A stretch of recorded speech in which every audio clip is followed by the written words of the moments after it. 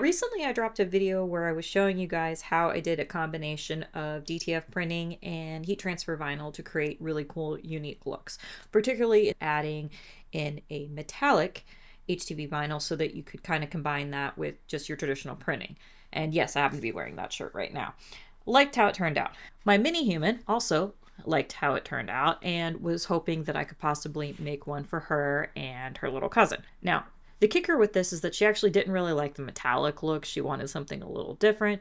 And I suggested maybe playing around with some of the white puff vinyl to make the white parts kind of puffy. So the little froggy had like puffy eyes and a puffy tummy and then puffy stars, which she seemed to like as an idea. But that also got me thinking about the fact that I could use this as a way to kind of show you guys how you can create this same sort of vector, nice trim cut design by using just heat transfer vinyl alone. Because I know not everybody has access to a DTF printer. So I thought I would walk you guys through the process of how to split colors, line them up, and get really good transfer results.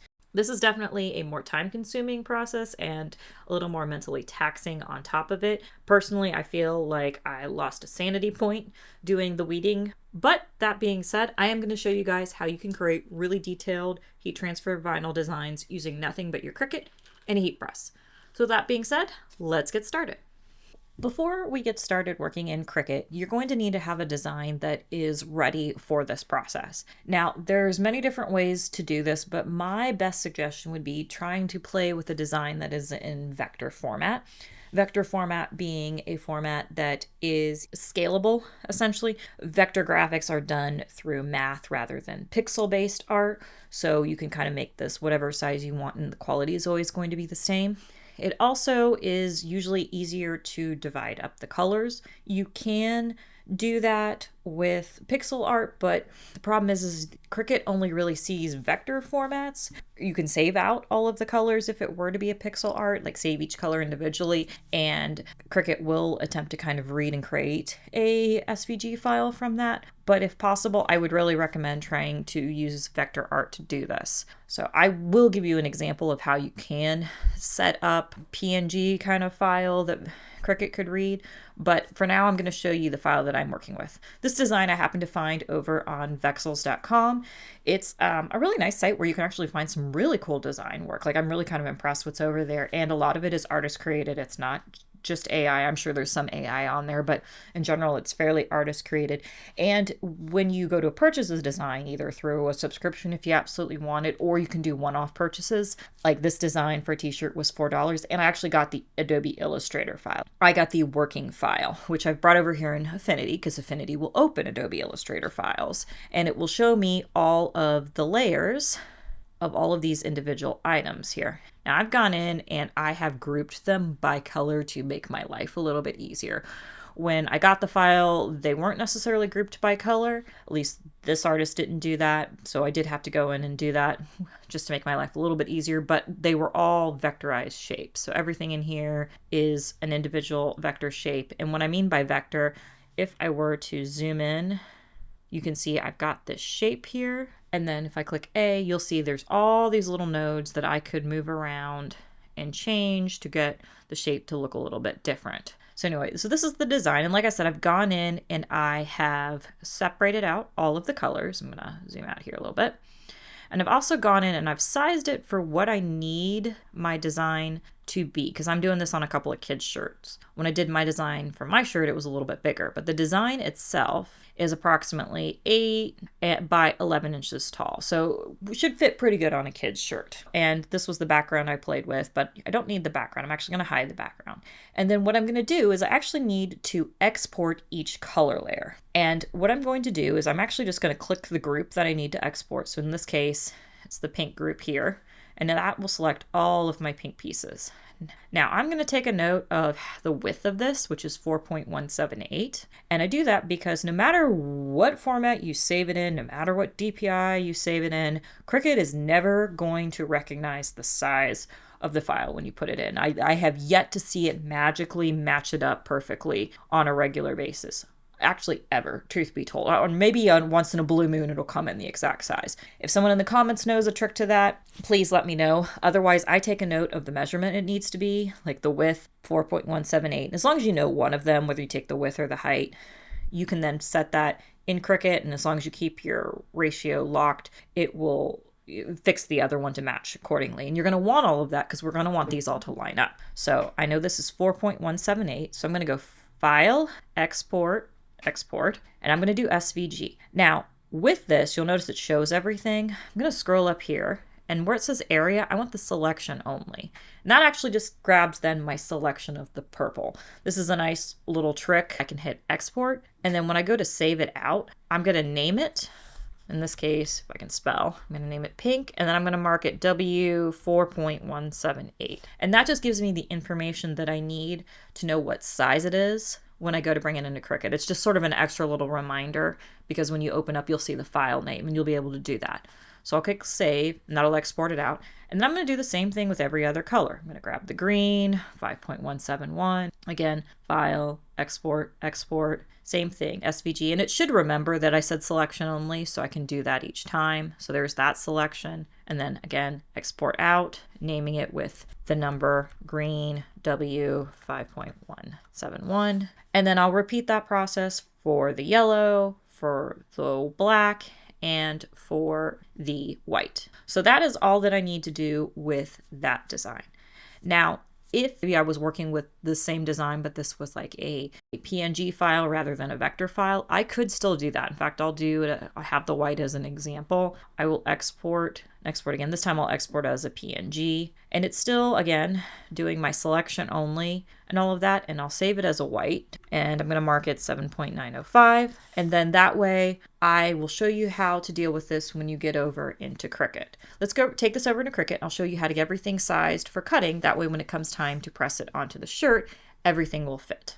Okay, so we're over here in Cricut, and I've got a new blank canvas open, and I'm going to go ahead and bring in some of my documents. Now, I've already kind of gone through and uploaded them a couple of times, so they are sitting over here, and you can see one of them is my yellow, which is marked as a 6.479. So if I click that, and just like I said, it comes in itty bitty little. That's part of the reason why I name it 6.479, because I can go in the width and I can type in 6.479. And just like that, it's the right size. I'm going to do the same thing with the black one, which is, if I hover over, 7.896. My green one, which is 5.171. There we go. Yep. And then my pink one, which is 4.178. And you'll notice if I were to line these up, you'll notice they all line up exactly the way they should. Just like that. Now I did mention the white one, which I have here, and that one is 7.905. And that is my vector one that I had done earlier, but I did mention I would show you guys how to do it if it's a PNG. So I'll go upload image. There it is, white, 7.905 PNG. So that'll come in, and I've had it where this is not loading the image, but if I click continue, it'll show it. Has to think about it, and it's hard to see because it's a white one, but it is there.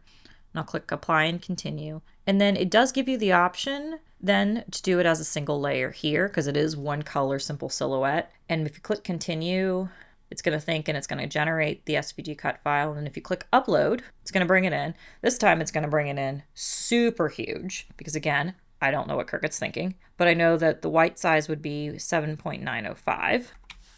So there we go.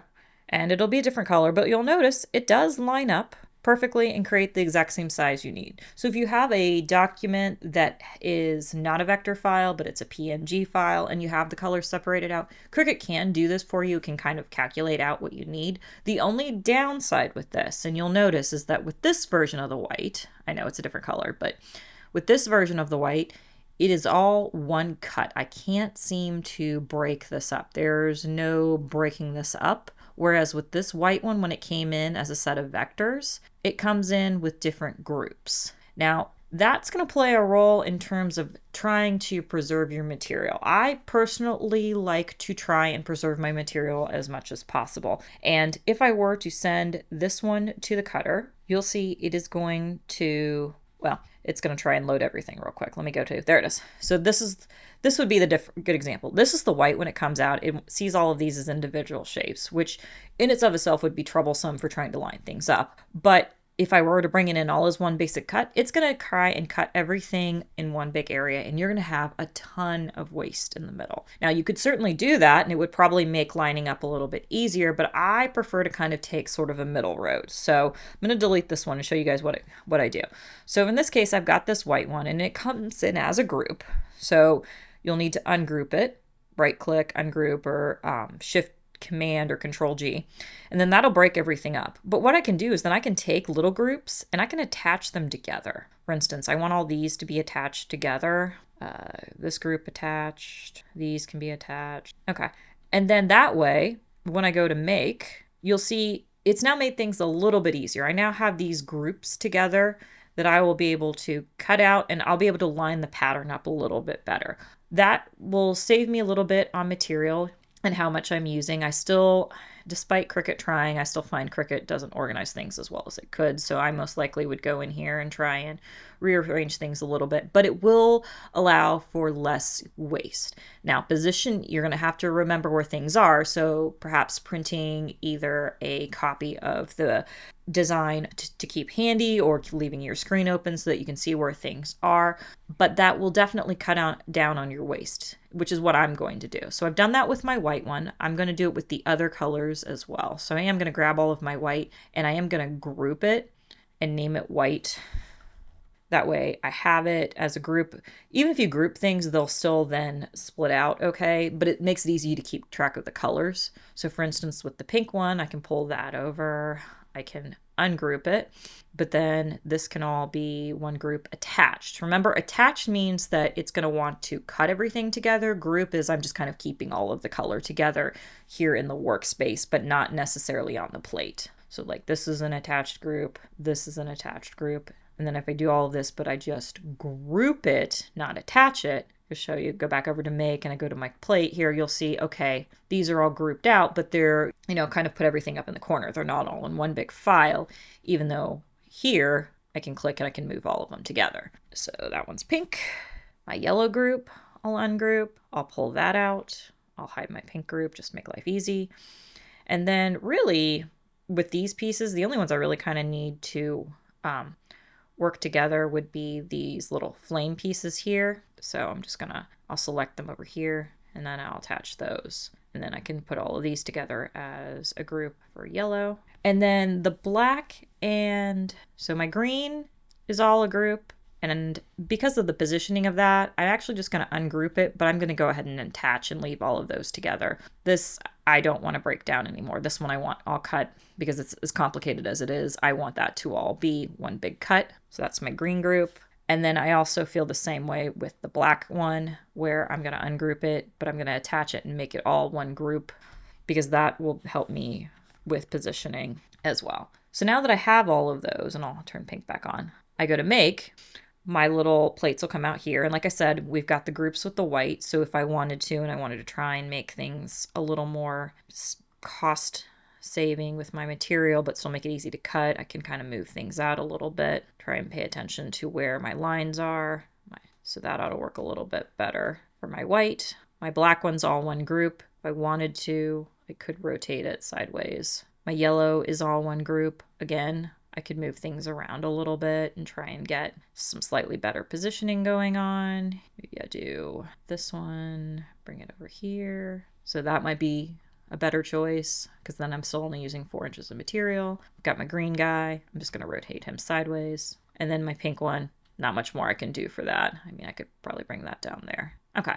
So that's all of my material. Now, because this is heat transfer vinyl, you want to go in and make sure everything is set to mirror, because we're going to be cutting this with the transfer sheet on the bottom against the plate and the actual heat transfer vinyl on top. That way you still have the transfer piece intact. So everything is mirrored, and then I will go over to continue, and it's going to want to set your base material.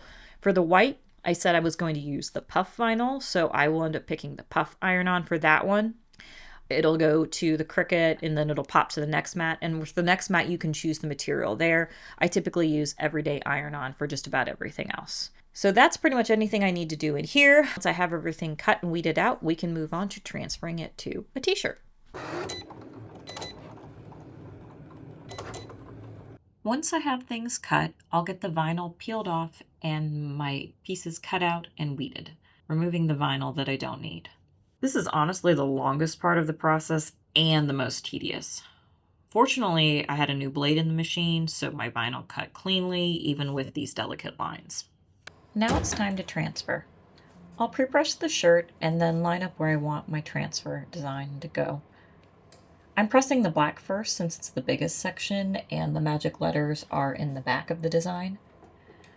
I press for approximately 15 seconds at 305 degrees. After that, it's just a matter of repeating the process with each of the colors, making sure to carefully line them up. You'll want to take your time lining things up carefully and then making sure to do a good press in between all of the colors.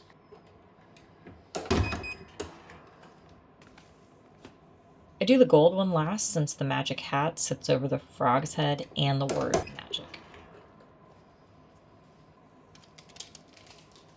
Now it's time to work on the pieces of puff vinyl. I lower the temperature of my heat press to 285 degrees per scissors recommendations. For this press, I'm only going to press for about 10 seconds, and they recommend a hot peel for puff HTV vinyl, so I peel off as soon as I can after lifting the heat press. As you can see, you get really good results, especially when using a heat press. So there you have it. Completely made with heat transfer vinyl and still kind of gives you the effect of doing it as a DTF. It gives you good results and it's certainly a cheaper option, at least if you don't have the money to invest in a DTF printer. Although, like I said, if you're wanting to do designs like this and you're wanting to do designs like this in much larger batches, I would definitely recommend considering a DTF printer to your arsenal. So that's all I have for you guys this week. I appreciate you hanging out this long. If you have any questions or suggestions for future videos or things you want me to work with, by all means, please leave a comment below. If you want to see more content like this, please hit the subscribe button and ring the bell for notifications. Also, if you could tap the like button to tell the Eldritch algorithm that this video was a good one. And in the meantime, if you're looking for other videos to watch, these are a couple of good ones that I recommend, and I will see you guys next time. Bye!